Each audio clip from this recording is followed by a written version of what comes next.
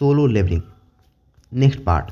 तो आगे हम देखते हैं कि जीना की फ्रेंड मैं जो कि एक ई रैंक हंटर हूँ, तो मुझे तुम सबकी मदद करने के लिए आगे आना होगा। लेकिन जीना उसे रुक जाने के लिए कहती है कि तुम ऐसा मत करो। अब हम आगे देखते हैं कि वो ऑर्क्स कहता है कि मुझे यहाँ पर किसी पावरफुल मैना का एहसास हो रहा है। उसका साथी कहता है कि क्या ये वही इंसान है जिसके बारे में तुम बात कर रहे थे? नहीं, मुझे यहाँ पर बहुत ज़्यादा पावरफुल मैना का आभास हो रहा था। उसके बगल में खड़ी है, स्मेल उसके अंदर से आ रही है, उसे मार देना चाहिए। इसके बाद वो आगे कहता है कि मरो।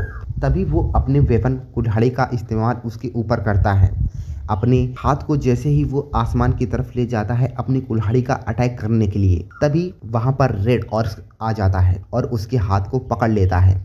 और जिन्हा इसे देखने के बाद कहती है कि जिनू, क्या ये तुम हो? और आगे वो रेड ऑर्क्स यानी कि शैडो सोल्जर्स उस ऑर्क को एक जोरदार पंच लगाता है और वो छत को तोड़कर आसमान की तरफ उड़ जाता है। इसके बाद उसका दूसरा साथी इसे देखने के बाद काफ़ी हैरान हो जाता है। अब आगे हम देखते हैं डंजन के अंदर। यहाँ पार्क जॉनसन कहता है कि ये ओग्रेस हैं और वो वहाँ पर ट्विन ओग्रेस को देखता है जिनके सर आपस में जुड़े हुए हैं, और वो अपने साथियों को केयरफुल रहने के लिए कहता है कि तभी वो ट्विन एग्रोस पार्क जोंसू के ऊपर अटैक करते हैं और पार्क जोंसू डिफेंस करके खड़ा हो जाता है और उनके अटैक को पकड़ लेता है। और तभी वो योंटई को जाने के लिए कहता है कि जाओ। योंटई आगे बढ़कर कहता है ठीक है दोस्तों, अब जितना चाहे उतना नुकसान कर सकते हैं। और यहाँ पर दूसरे हंटर्स वो भी मरे हुए मुर्दों का सामना कर रहे होते हैं। धीरे धीरे वो सभी मामले खत्म करते जा रहे थे। आगे पार्क जोंसू कहता है चलो 1 मिनट के लिए फिर से सब लोग इकट्ठा होते हैं। चीजें बहुत अच्छी नहीं लग रही हैं। मुझे पता था कि ये रेड आसान नहीं होगी, लेकिन शुरू में ही ट्विन हेड ऑग्रेस का मिलना इसकी उम्मीद नहीं थी। आगे संग जिनवू कहता है कि क्या तुम जानते हो कि ट्विन हेड ऑग्रेस का एक अलग नाम है, उन्हें ग्रेव कीपर्स कहते हैं। आगे पार्क जोंसू कहता है तो ठीक है। आगे वो कहता है कि डंजन के बॉस इन्हें मैनेजमेंट की तरह इस्तेमाल करते हैं, लेकिन मेरे एक्सपीरियंस में अगर देखा जाए, अगर तुम इसे एक तहखाने के एंटर पॉइंट पर रखते हो और उन्हें चलाते हो तो तुम भी मरे हुओं की एक सेना का सामना करोगे। आगे वनटई उनकी सेना को अपनी तरफ आता हुआ देखता है और कहता है क्या हमें हमला करना चाहिए बॉस? वनटई उसे देख के कहता है कि रुको, यहाँ पर कुछ अजीब सा हो रहा है, उनमें कुछ गड़बड़ लग रही है। वो क्यों पीछे हट रहे हैं? आमतौर पर ऐसा देखा जाता है कि वो देखते ही हमला कर देते हैं। ऐसा लगता है कि उनका पीछा किया जा रहा है। उन्होंने मुझे बताया है कि ये एक हाई ए रैंक डंजन है, इसलिए मैं यहाँ पर बड़ी उम्मीदों के साथ आया था। ऐसा लग रहा है जैसे किसी चीज के जरिए उनका पीछा किया जा रहा है। क्या तुमको नहीं लगता? इसके बाद संग जिनवू को कुछ सेंस होता है और वो आगे कहता है रुको, मुझे कुछ महसूस हो रहा है। क्या ऐसा हो सकता है?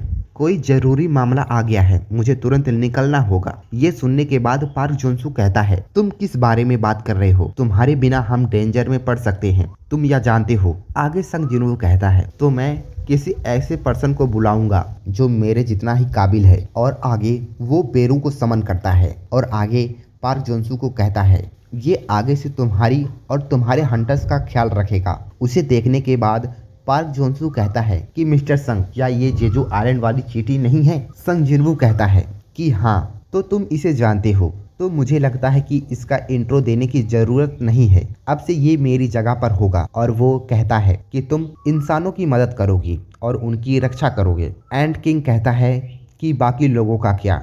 जिनवू कहता है कि तुम उनके साथ जो चाहे वो कर सकते हो।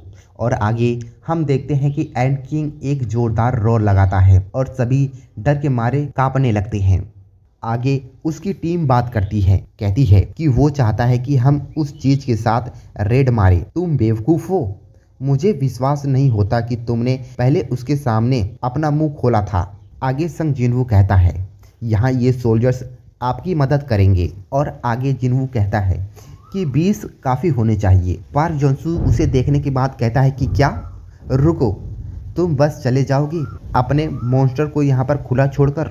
और आगे संग जिनवू कहता है अगर तुम चाहते हो तो मैं उन्हें जाने से पहले डिसमिस कर सकता हूँ, लेकिन मुझे नहीं लगता है कि ये आपके फेवर में होगा। उसकी बात सुनने के बाद पार्क जोंसू का चेहरा खराब हो जाता है और वो कहता है ठीक है।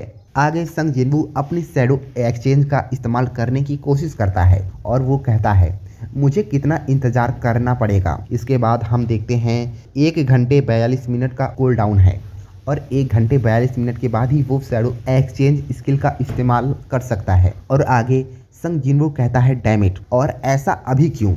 और जिनवू वहीं पर गेट के एग्जिट पॉइंट की तरफ निकल पड़ता है। आगे युनटाई कहता है कि बॉस क्या वो सचमुच चला गया, हमें अब क्या करना चाहिए। जोंसू कहता है रुको मुझे सोचने दो। और आगे जिनवू गेट के एग्जिट पॉइंट पर पहुंच चुका था और वहां पर कुछ मरे हुए सोल्जर्स खड़े थे। और आगे हम देखते हैं कि जिनवू उन रेड सोल्जर के बारे में बात करता है जिन्हें उसने जिन्हा के शैडो के अंदर छिपा कर रखा था। आगे जिनवू कहता है कि मुझे उन शैडो के सिग्नल मिलते रहते हैं जिन्हें मैंने जिन्हा के साथ छोड़ा था। आगे हम देखते हैं कि संग जिनवू गेट के एग्जिट पॉइंट पर पहुंच चुका था, लेकिन वहां पर भी बहुत सारे मरे हुए सोल्जर थे। और उन्हें देखने के बाद संग जिनवू कहता है कि मेरे रास्ते से हट जाओ। और आगे वो कुछ एहसास करता है। उसे देखने के बाद बाकी सोल्जर्स घुटने टेक देते हैं और वो कहता है अभी यहाँ पर क्या हुआ, क्या वे मेरे सामने घुटने टेक रहे हैं क्योंकि मैं एक हाई क्लास नेक्रोमैंसर हूँ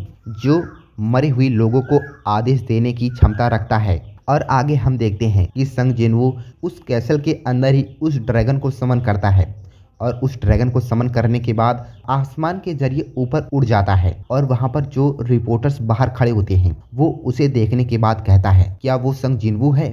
और संग जिनवू उस ड्रैगन के ऊपर बैठ के चला जाता है और ड्रैगन से कहता है मुझे जिन्हा के पास ले चलो जितना जल्दी हो सके।